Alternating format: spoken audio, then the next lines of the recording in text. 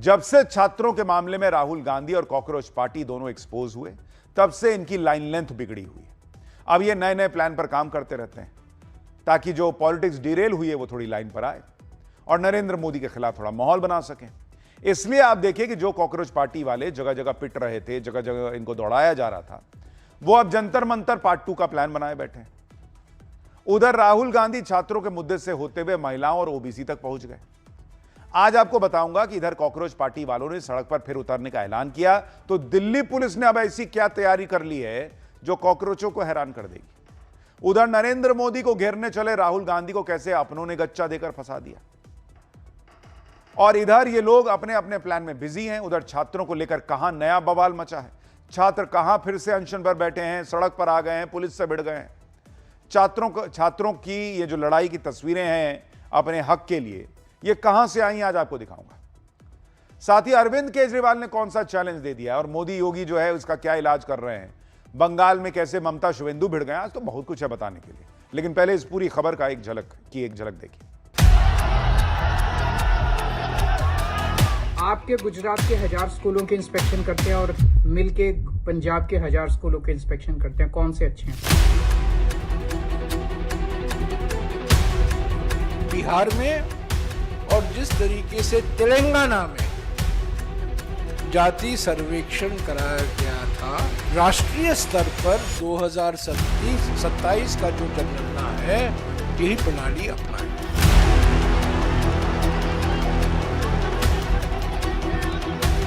ये बिहार वाला जाति जनगणना नहीं, ये फेक जो जाति जनगणना इन्होंने किया है लोगों को बेवकूफ बनाने वाला ये नहीं।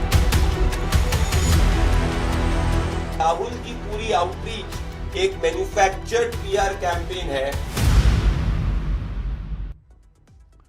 देखिए, राहुल गांधी और कॉकरोच पार्टी के नए प्लान की बात तो आगे करेंगे, लेकिन पहले उन छात्रों की बात जो अनशन पर बैठे हैं, जो अपनी मांगों को लेकर पुलिस से आज भिड़ गए। पटना में, बिहार के पटना में आज छात्रों ने परीक्षा रद्द और अलग अलग मांगों को लेकर प्रदर्शन किया है। छात्रों ने गांधी मैदान से राजभवन के लिए मार्च निकाला और इस मार्च के दौरान हंगामा मच गया। छात्र मुख्यमंत्री आवास का घेराव करना चाहते थे और छात्रों को रोकने के लिए जो बैरिकेड्स लगाए गए थे उसे प्रदर्शनकारियों ने गिरा दिया। देखिए वहां क्या तस्वीर बन गई।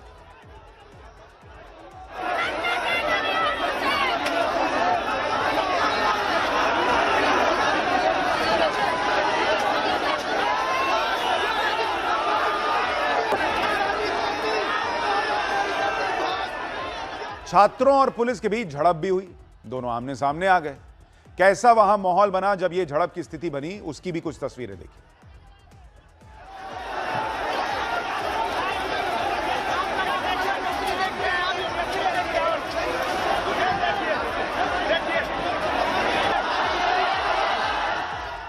छात्रों को रोकने के लिए पुलिस ने वाटर कैनन का भी इस्तेमाल किया। छात्रों और पुलिस के बीच काफी देर तक यह टकराव चलता रहा। दावा है कि 18 अगस्त से ही पटना के गर्दनी बाग में 1 दर्जन से ज्यादा छात्र संगठन अपनी अपनी मांगों को लेकर प्रदर्शन कर रहे हैं। कुछ छात्र कई दिनों से अनशन पर भी बैठे हुए, और ये छात्र इतने दिन से जब अनशन कर रहे हैं और इनकी मांगें नहीं सुनी गई तो आज सड़क पर उतर गए। ये छात्र दरअसल चाहते हैं कि गड़बड़ियों की वजह से 70वीं बिहार पब्लिक सर्विस कमीशन की परीक्षा रद्द हो, उसे दोबारा कराया जाए। टीचर रिक्रूटमेंट एग्जामिनेशन TRE 4 की परीक्षा कराई जाए। छात्र यह भी चाहते हैं कि शिक्षक भर्ती से जुड़ा एग्जाम 2 चरणों में नहीं, 1 चरण में हो, और परीक्षा में जो नेगेटिव मार्किंग का प्रोविजन है वो खत्म कर दिया जाए। छात्र चाहते हैं कि सरकारी नौकरियों और शिक्षक भर्तियों में 100% डोमिसाइल आधारित भर्ती हो। भर्तियों में देरी की वजह से उम्र सीमा में छूट की भी मांग की गई है। विभागों में खाली पदों पर भर्ती प्रक्रिया जल्द शुरू की जाए। दरोगा, सिपाही, BSSC और BPSC समेत सभी भर्ती परीक्षाओं में पारदर्शिता हो। सरकारी नौकरी से जुड़ी भर्तियों का साल भर का कैलेंडर जारी हो जाए। अब अपनी मांगों को लेकर छात्र कैसे भड़के हुए हैं और बिहार के शिक्षा मंत्री क्या कह रहे हैं, दोनों को सुनिए एक बार। 3 बहाली निकाला गया। सेकेंड इंटर स्तरीय, BSO, CGL 4 3 साल बहाली दिया गया। हम लोगों ने कई बार BSSC आयोग का घेराव किया कि सर एग्जाम डेट घोषित किया जाए। इसके बावजूद इन लोग क्या बोलते हैं कि 15 दिनों का हम लोग समय दीजिए। तो 2 साल में आपको 15 दिन का वक्त नहीं मिला है। आप देखिए बिहार का जितना भी आयोग है सर, BPSC को छोड़ करके कोई भी ऐसा आयोग नहीं है जो वार्षिक कैलेंडर जारी करता है। एक शेड्यूल तो कम से कम जारी कीजिएगा। नेताओं को नॉमिनेशन करा करके 5 से 6 साल छोड़ दिया जाए कि प्रचार प्रसार करते रहिए। इलेक्शन किस दिन होगा, काउंटिंग किस दिन होगा, ये चीज नहीं पता, तब इन लोगों को पता चलेगा कि छात्रों को क्या था। आज हम लोगों का मांग है सर कि हम लोग को सीएम से वार्ता कराया जाए। छात्रों के लगभग सभी मांगों को हम लोगों ने पूरी की है। जो छात्र कुछ और सरकार को बताना चाहते हैं उसके लिए संवाद के सारे द्वार खुले हुए हैं। छात्र आए, बात करें, अपनी समस्या का समाधान करें, सरकार उनकी है। बिहार के शिक्षा मंत्री कह रहे हैं कि उन्होंने सारी मांगे पूरी कर दी हैं, तो छात्र ऐसे ही हवा में बैठ, उनका मन कर रहा है कि हम जाके बैठते हैं, अनशन करते हैं।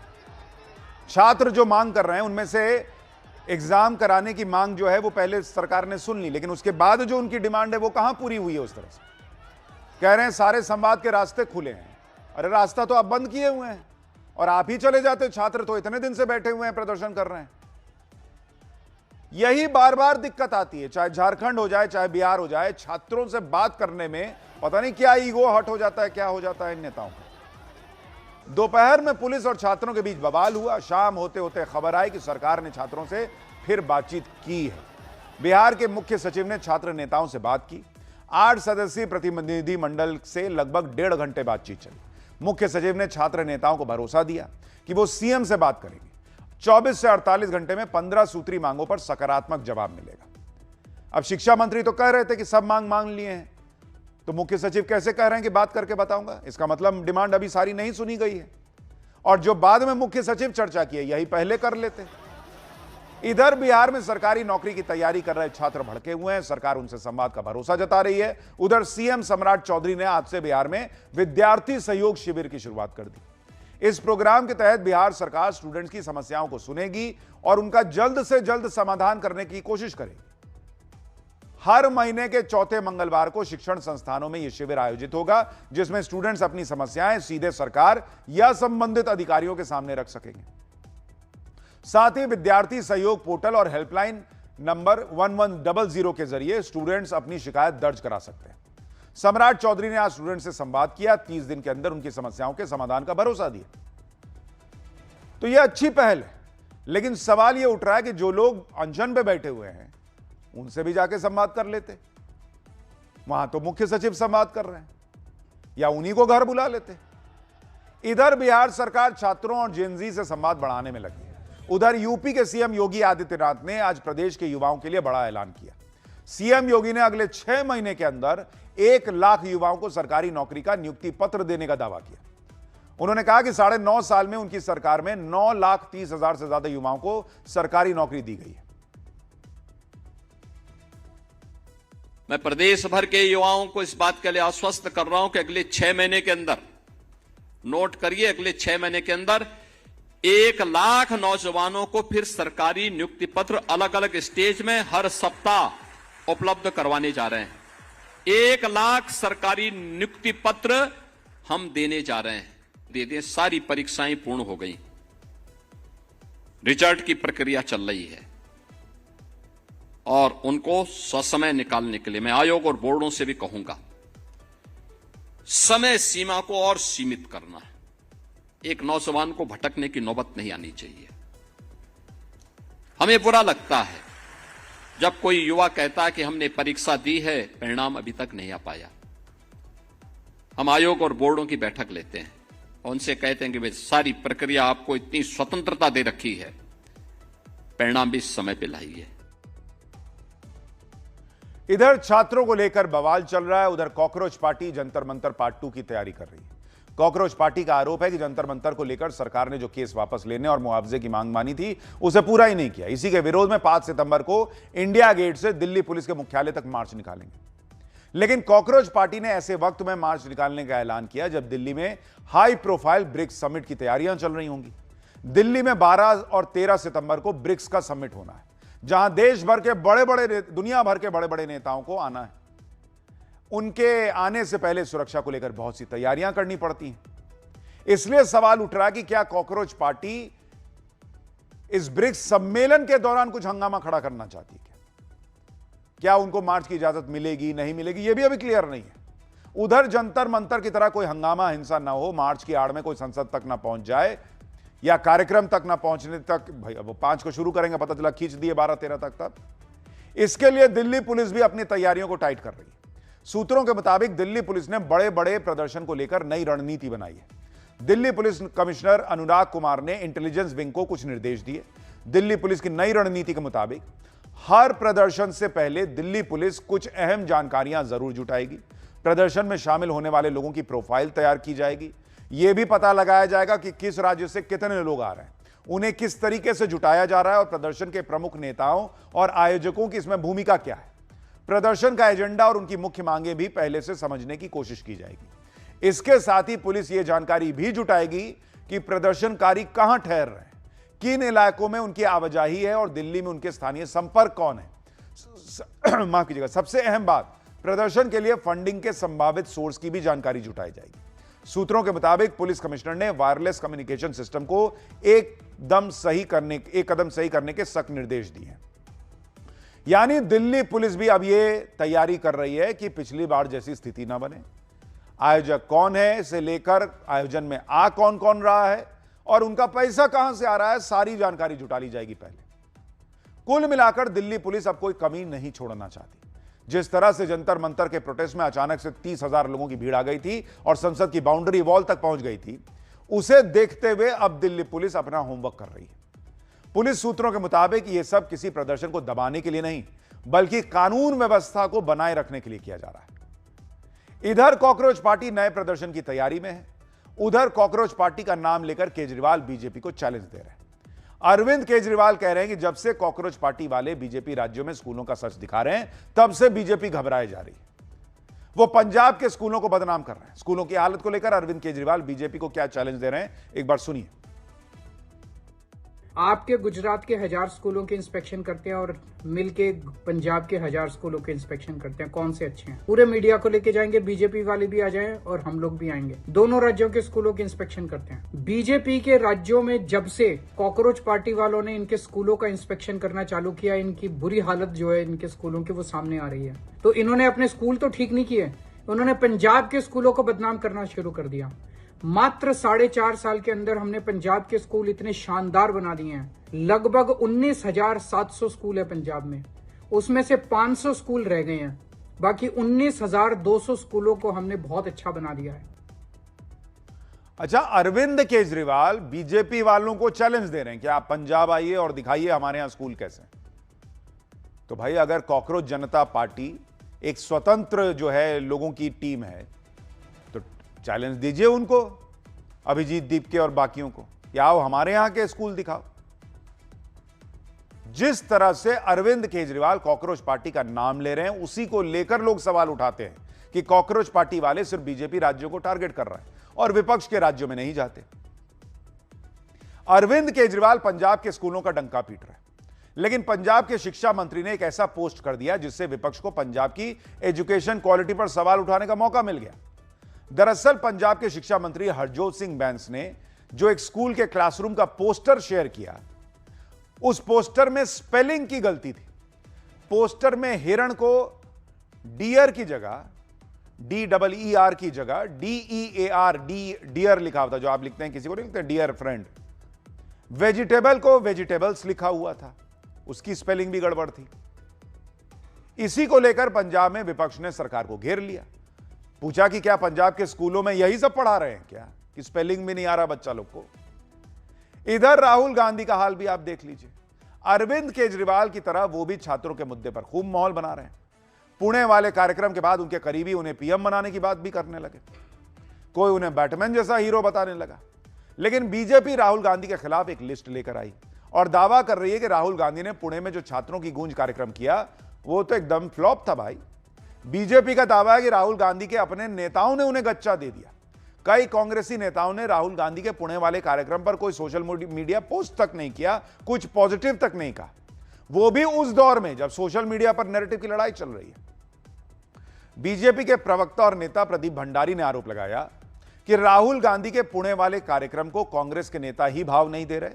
आरोप है कि कांग्रेस के कई सीनियर नेताओं ने राहुल गांधी के इवेंट को लेकर सोशल मीडिया पर कुछ भी पोस्ट नहीं किया। प्रदीप भंडारी ने आरोप लगाया कि कांग्रेस के 249 पदाधिकारियों में से सिर्फ 113 ने ही ट्विटर पर राहुल गांधी के कार्यक्रम को लेकर पोस्ट किया।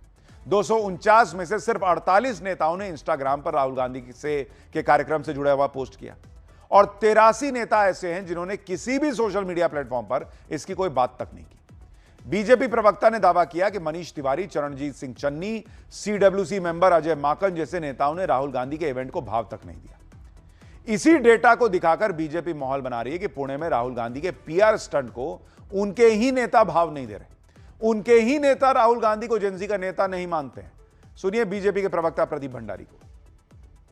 सीडब्ल्यूसी के खुद के मेंबर्स ने राहुल गांधी के पुणे के छात्रों के गूंज के कार्यक्रम के बारे में कोई पॉजिटिव टिप्पणी नहीं दी और ये कोई नॉर्मल कार्यकर्ता नहीं है।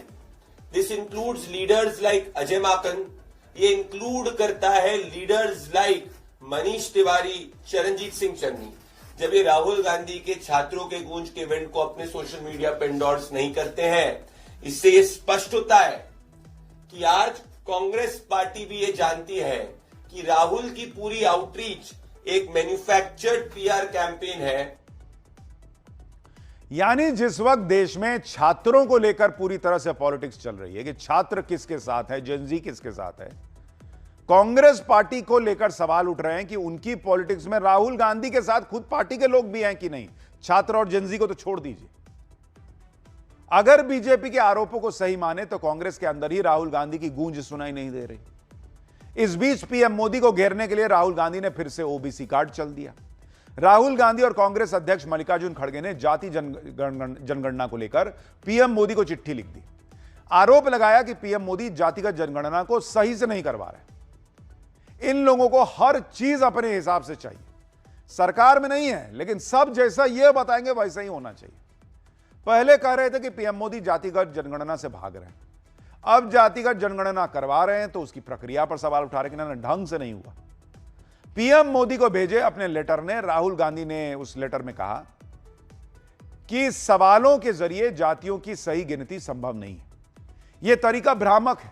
इसमें हर व्यक्ति जाति का जो नाम बताएगा वही दर्ज होगा। भारत में एक ही जाति अलग अलग क्षेत्रों में अलग अलग नामों, उपजातियों, भाषाओं से जानी जाती है। ऐसे में अगर एक ही जाति के लोग अलग अलग नामों से दर्ज होंगे तो एक ही जाति हजारों नामों में बंट जाएगी। देश में लाखों जातियों के नाम निकलेंगे।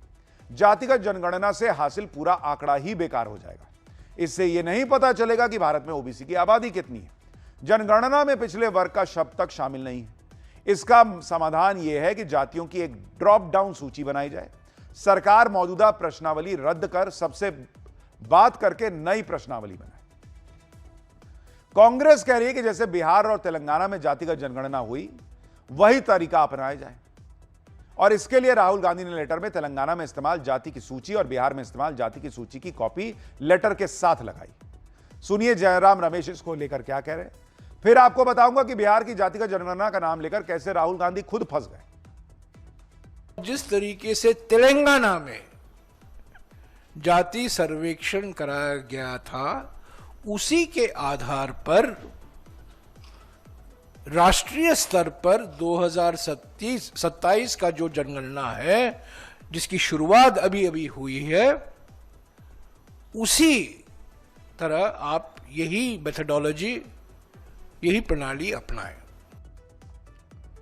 आप सुन लिए, क्लियरली कह रहे हैं कि बिहार जैसा करा दीजिए मामला। राहुल गांधी ने अपने लेटर में भी बिहार और तेलंगाना के जातिगत जनगणना का जिक्र किया है और कहा कि पीएम मोदी को उसी की तर्ज पर यह जनगणना करानी चाहिए। लेकिन यही राहुल गांधी पिछले साल पटना जाकर बिहार में हुई जातिगत जनगणना को फेक बता चुके हैं। आप सुनिए राहुल गांधी पिछले साल जातिगत जनगणना जो बिहार में हुई थी उसको लेकर क्या कहे थे। पहला कदम हमें यह पता लगाना है कि सच्ची स्थिति क्या है, सच्ची सिचुएशन क्या है जाति जनगणना, और हम छोड़ने वाले नहीं है। और ये बिहार वाला जाति जनगणना नहीं, ये फेक जो जाति जनगणना इन्होंने किया है लोगों को बेवकूफ बनाने वाला, ये नहीं। तो राहुल गांधी के लिए पहला कदम जातिगत जनगणना नहीं है बॉस, उनके लिए पहला कदम यह है कि वो चाहते क्या है पहले यह समझे। जब मन करता है कहते हैं बिहार वाला तो फेक था, ऐसा नहीं कराना हमको। अब कह रहे हैं कि इनको आता ही नहीं है जातिगत जनगणना कराना, हम कह रहे हैं कि बिहार वाला कराओ। अरे बॉस, पहले मन बनाइए कि वो फेक वाला था कि असली वाला था। फेक वाला था तो वैसा अब काहे कराना है, और असली था तब फेक काहे बोले थे। कुछ भी जब जैसा मूड करता है वैसा बोलते हैं। इधर राहुल गांधी नए मोर्चे खोल रहे हैं, उधर बंगाल में सीएम शिवेंदु और ममता बनर्जी के बीच लड़ाई का नया फ्रंट खुला हुआ है। ममता बनर्जी ने सीएम शिवेंदु अधिकारी का एक वीडियो पोस्ट करके आरोप लगाया कि शिवेंदु अधिकारी उन्हें धमका रहे हैं, उन्हें घर में नजरबंद करना चाहते हैं। एक बार ममता बनर्जी को सुनिए कि वो कौन सा वीडियो पोस्ट करके क्या आरोप लगा रही है, फिर आगे की बात बताता हूं। ফেসবুকেই থাকুন আপনি বিকালবেলা, আপনাকে রাস্তায় বেরোতে হবে না, আপনাকে রাস্তায় বেরোতে হবে না। আর রাস্তায় আপনি যাতে না বেরোতে পারেন তার ব্যবস্থাও আমি করব। तो शुवेंदु अधिकारी का यही वीडियो पोस्ट करके ममता बनर्जी कह रही हैं कि मुख्यमंत्री मुझे धमका रहे हैं। तो भाई आप लोग तो किसी से डरने वाले लोगों में से नहीं रहे हैं। अब अचानक से सबको डर लगने लग गया कि ये बोल दिए तो धमका दिए, वो बोल दिए तो धमका दिए। खैर, ये पूरी पॉलिटिक्स जो चल रही है वो तो आपको बता दिया।